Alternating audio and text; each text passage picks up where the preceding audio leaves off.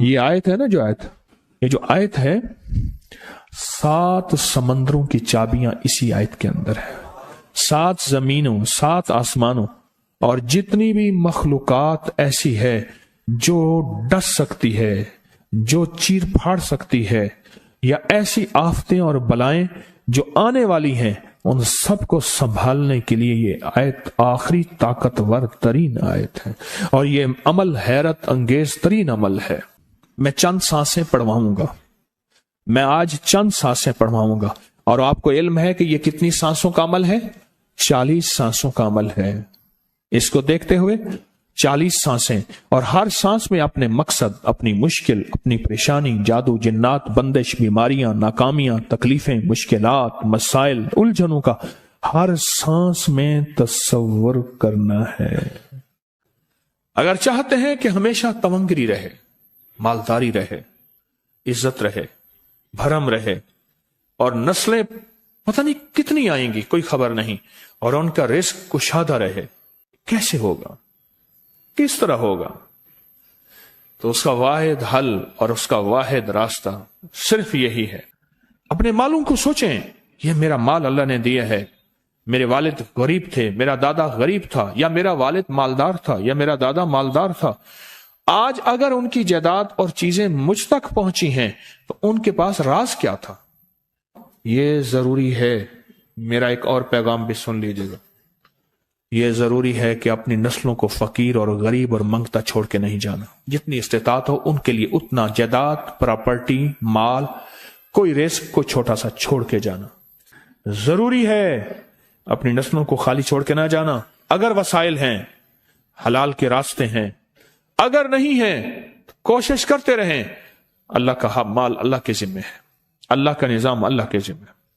یہ آپ اگر اپنے پاس کچھ مال رکھتے ہیں، کچھ جائیداد رکھتے ہیں، سونے جواہرات رکھتے ہیں، یا کچھ چیزیں رکھتے ہیں، اگر آپ رزق حلال میں سنبھال کے رکھا ہوا ہے اور سال کے بعد ان کی زکوٰۃ دیتے ہیں اور رکھتے ہیں، تو یہ حرام نہیں ہے، اسباب کے موافق ہے اور توکل کے خلاف نہیں ہے. ایسا کرنے سے آپ گناہگار نہیں ہوں گے. ڈھاکہ میں ایک بازار ہے، اس کا نام خانم بازار ہے. خانم رئیس اعظم تھا، رئیس اعظم. پر اس نے زکوٰۃ، عشر، ہدیات، صدقات کے لیے اپنا مال محفوظ نہ کر سکا. بہت رئیس تھا. اس کے بارے میں تھا کہ 40 دن تک اگر گھوڑی دن رات دوڑتی رہے، گھوڑا دوڑتا رہے تیز رفتار، اس کی جاگیر ختم نہیں ہوگی. 40 دن 40 راتیں، 40 دن 40 راتیں ختم نہیں ہوگی. باپ کے مرنے کے بعد بیٹی کو ایک چسکا پڑ گیا. وہ تھا کپڑے کے پھاڑنے کی آواز. کپڑا نا پھٹتا ہے تو اس کی ایک آواز ہوتی ہے، بس اس کو آواز اچھی لگتی تھی. تھانوں کے تھان آتے تھے، وہ سارا دن قیمتی بوسکی کے، کرنڈی کے اور قیمتی کپڑے پھاڑتی تھی، اس کو ٹکڑے کرتی تھی. اس کا مشغلہ تھا. اور بیٹے کو مشغلہ یہ پڑ گیا، اس وقت نئی دیا سلائی آئی تھی، یہ ماچس کی ڈبیاں، تیلیاں، وہ ماچس کی ڈبیاں اور تیلیاں جلاتا تھا. اس کا بارود کی بو سے اچھی لگتی تھی. بارود ہوتے نا، وہ بارود لگا ہوا تھا، تو 2 بارود آپس میں ٹکراتے ہیں، شعلہ نکلتا ہے، اس سے بو بھی نکلتی ہے، اس کو بو اچھی لگتی تھی. ایک وقت آیا کہ وہ خالی ہو گیا. اور خانم فارسی کا لفظ اصل میں، وہ ایک اس گلی بازار کے چوراہے میں کھڑی ہوتی تھی ایک جگہ اور بھیک مانگتی تھی، اور اس کے نام پہ خود بازار کا نام خانم بازار پڑ گیا. میں جھنگ میں گیا، پرانی بات ہے، ہمارے ایک مخلص ہیں ان کے ہاں، ایک چوک میں کھڑا تھا. تو وہ چوک سے ان کی گاڑی لینے آئی کہ آگے راستہ سمجھ نہیں آ رہا تھا. تو مجھے کہنے لگے آپ میری گاڑی میں بیٹھ جائیں. میں ان کی گاڑی میں بیٹھ گیا. مجھ سے کہنے لگے یہ جو چوک ہے نا، فلاں فلاں، میں نام نہیں لیتا، فلاں فلاں، اس کی اتنی جاگیر تھی کہ 3 دن 3 راتیں گھوڑی دوڑتی رہتی تھی، ختم نہیں ہوتی تھی. اور پھر ان کی نسلوں میں کوئی ایسا آیا اور خود اس کو کوئی ایسی چیز پڑ گئی کہ ایک وقت تھا اسی چوک پہ کھڑے ہو کے بھیک مانگتا تھا، اور ایک دفعہ سخت سردی تھی، بھیک مانگ رہا تھا، سردی میں ٹھٹر گیا، اور ٹھٹر کے تو میں چھپ گئے جیسے آج کل سردی ہے، رات کو وہیں مر کے پڑا تھا، صبح اٹھایا، کچھ لوگوں نے چندہ کر کے کفن دے کے دفن کر دیا۔ میرے حضور کا فرمان ہے اپنے مالوں کو زکوٰۃ کے ذریعے محفوظ کرو، محفوظ کر لو۔ اگر محفوظ نہ کیا، نسلوں میں فقر اور فاقے، غربت، تنگ دستیاں، فقیری اور منگتا ہونا نسلوں کو دیکھے جائیں گے۔ پھر نسلیں کہیں گی پدرم سلطان بت، ہمارا باپ، ہمارا دادا بادشاہ تھا، جاگیردار تھا، مالدار تھا، ہمارے بڑے بتاتے ہیں زندگی بھر کے لیے فقر و فاقہ، غربت اور تنگ دستی سے بچے رہیں گے۔ غیب سے اللہ کا نظام ایسا چلے گا، ایسا چلے گا، ایسا چلے گا، اللہ سارے بھوکے ہوں گے، سارے پیاسے ہوں گے، سارے فقیر ہوں گے، سارے منگتے ہوں گے، اللہ تجھے کھلائے گا بھی صحیح، پلائے گا بھی صحیح، سلائے گا بھی صحیح، عزت کے تکیے، عزت کے لقمے، عزت کے جام، عزت کے جام۔ مالک بن دینار رحمت اللہ علیہ کے پاس ایک بندہ ہدیہ لے کے آیا، اللہ کے ولی تھے، حضرت ہدیہ قبول فرمائے۔ آپ قبول فرما لیتے تھے، کسی کا نہیں کرتے تھے۔ میں نہیں لیتا، تیرا رزق حلال نہیں ہے، دیکھ کے فرما دی، تیرا رزق حلال نہیں، دیکھ کے فرمایا تیرا رزق حلال نہیں۔ انہیں حضور حلال ہے، فرمایا نہیں ہے۔ تو اچھا فرمایا ایسا کر، یہ رزق لے جا جو مجھے ہدیہ دیتا ہے، تجھے سب سے زیادہ جو مستحق ضرورت مند ملے اس کو دے، دینے کے بعد پھر اس کا پیچھا کر۔ وہ ان پیسوں سے کرتا کیا ہے؟ اب مرشد کا حکم تھا، فرمان تھا، کیا، دیکھا تو ایک لولا، لنگڑا، اپاہج، معذور، اندھا، کانا، کپڑے خستہ حال، بالکل بے بس، اور بھیک مانگ رہا ہے۔ اس کا دل نرم ہوا اور کہا کہ اس سے بڑا ضرورت مند پھر کوئی نہیں ہے۔ اس کو جا کے مال دیا، پیچھا کیا، چلتے چلتے چلتے اس نے جا کے آگے گیا تو نہ وہ لولا تھا، نہ وہ لنگڑا تھا، نہ وہ کندھا تھا، کانا تھا، نہ وہ اندھا تھا، کچھ بھی نہیں تھا، بالکل ٹھیک ٹھاک ہو گیا، اور یہ حیرت سے دیکھ رہا ہے۔ کرتے کرتے جا کے اس نے ان پیسوں سے حرام کام کیا، خاموشی سے آ گئے، آپ کا فرمان ٹھیک ہے، میں اب یہ میرے پیسے لے، یہ جا کے کسی ایسے بندے کو دے جو تجھے سب سے زیادہ مالدار نظر آتا ہو، خوشحال نظر آتا ہو، بہترین نظر آتا ہو۔ اب پیسے لے لیے، اب دیکھا تو ایک صاحب ہیں، بڑے قیمتی گھوڑے پہ، لاجواب پوشاک ہے، اور بہت اچھی حالت ہے ان کی، بہت اچھی حالت۔ سوچا کہ حضرت نے فرمایا تھا کہ سب سے زیادہ خوشحال کو دینا، اس کو جا کے پیسے دیے، اس نے لے لیے، اب اس کا پیچھا کیا، وہ ایسی دکان پہ گیا جہاں سے راشن لیا جاتا ہے، اس نے تھوڑا تھوڑا راشن لیا، وہ حیران ہو گئے، اتنا مالدار آدمی ہے، ایسے راشن لے رہا ہے جیسے کوئی بندہ روز کی آئے روز کی کھائے، اتنا ضرورت مند۔ اس کا پیچھا کیا، ایک پرانی حویلی تھی، ایک پرانا محل نما ایک گھر تھا، ٹوٹا پھوٹا، اس کا جا کے دروازہ کھٹکھٹایا، ابھی اندر جانے ہی لگا تھا تو اس نے لگام پکڑ لی، اس نے دیکھا تو ہے تو وہی جس نے آج میری مدد کی ہے، کہا تجھے اللہ کا واسطہ ہے، اب مجھے اپنے حالات بتا دے۔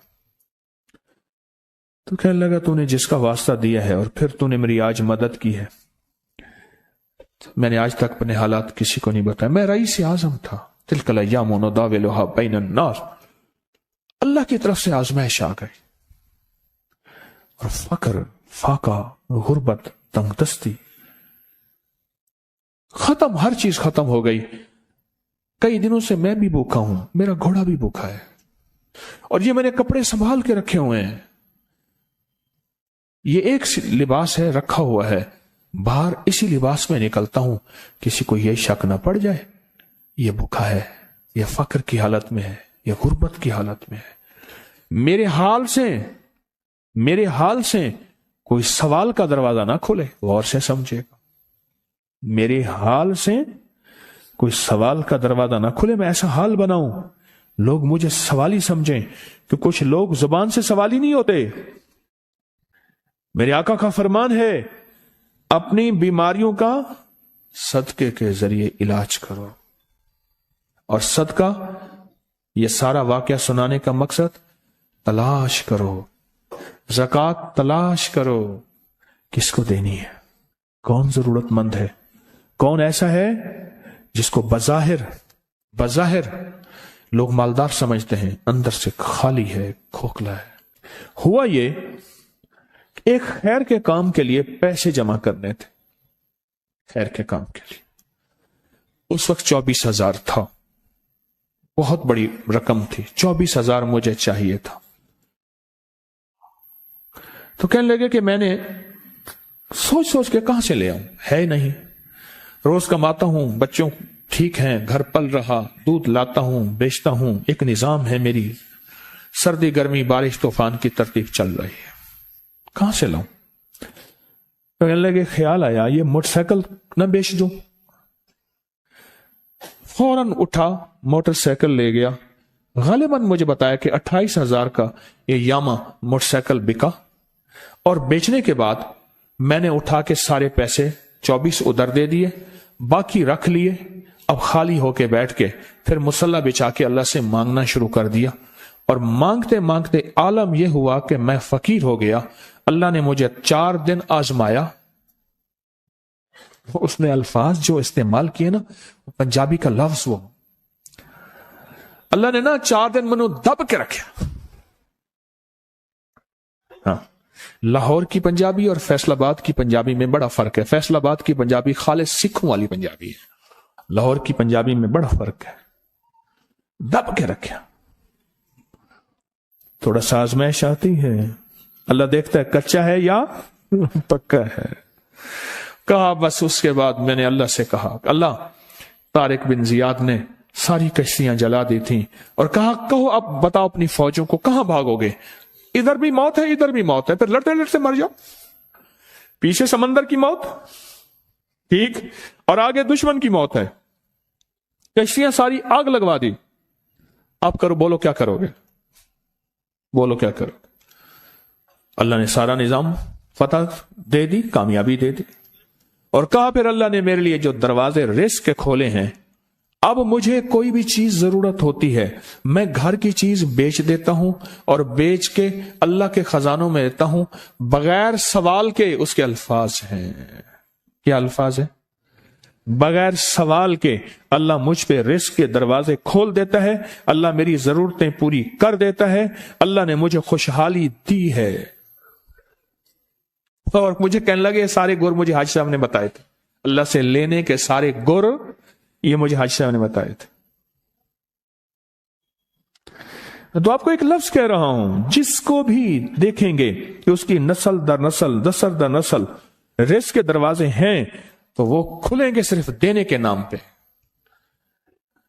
सवाल के दरवाजे खोलने के नाम पे, सवाल के दरवाजे खोलने के नाम पे कभी नहीं खुलेंगे, वरना रिस्क आजकल के मॉडर्न जुए में चला जाएगा। आजकल के मॉडर्न जुए आए हुए हैं। अपने रिस्क को मेरे आका का फरमान है, और बीमारियों का इलाज सदकों से करें, और सदके से मुराद सिर्फ बकरा नहीं, सदके से मुराद सिर्फ सिरिया नहीं, सदके से मुराद काले मूंग नहीं, सदके से मुराद तेल सुइयां नहीं, सदके से मुराद, ये मैं मुख्तलिफ आपको तक अंदाज बता रहा हूं। यहां LOS है लाहौर के साथ, ये पहले नहीं बना था, नाला था, नाले के इधर एक समनाबाद की तरफ सड़क जा रही है, पुरानी बात है। वहां कुछ बंदे ने किताबें लगाई हुई थी, बंदे ने किताबें लगाई हुई थी। मैं किताबें देख के तो आ गया, फिर दिल में आया कि जरूरतमंद है, ہمارے ایک مخلص ہیں ہمارے دوست فیصل شمسی، میں نے ان کو بڑا نوٹ دیے، میں نے کہا جا کے نا اس کو کس طرح رکھ کے پھر چلا جاتا ہوں، کیونکہ مجھے لگتا ہے وہ خوددار آدمی نہیں لے گا، اور انہوں نے ایسا کیا۔ سوچیں کہ میرے مال اللہ نے دی ہے، کیا میں اپنے مال کا صدقہ اگر نکال رہا ہوں تو وہ دے کہاں رہا ہوں؟ ضرورت مند کیا میں تلاش کر رہا ہوں؟ اور میں ضرورت مندوں میں سب سے پہلے وَبِذِي الْقُرْبَى وَالْيَتَامَى وَالْمَسَاكِينَ وَابْنِ السَّبِيلِ، مسافر پردیسی چوتھے، پھر مسکین ہے، پردیسی ہے، مسافر ہے، یتیم ہے، ضرورت ہے اس چیز کی، اس کی ضرورت ہے۔ کیونکہ یہاں جتنے مانگنے والے ہیں ان کے بارے میں صرف ایک لفظ کہوں گا، یہ لفظ آپ پکا رکھ لیں، یہ سب خواہشات کے مانگنے والے ہیں، ضروریات والے نہیں ہیں، خواہشات۔